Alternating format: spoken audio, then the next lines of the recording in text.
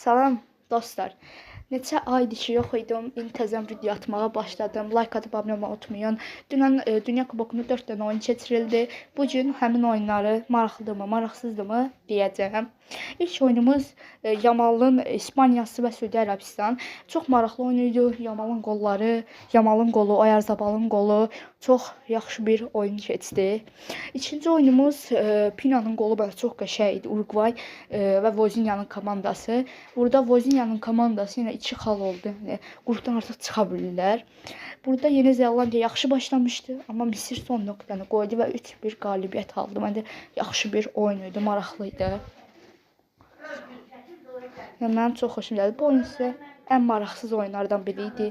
Heç baxmağınıza tövsiyə vermirəm. İranın qolu sayılmadı. Bu oyun isə çox maraqlı olacaq. Mən deyirəm Avstraliya 2-1 qalibiyyət alacaq. Sizcə?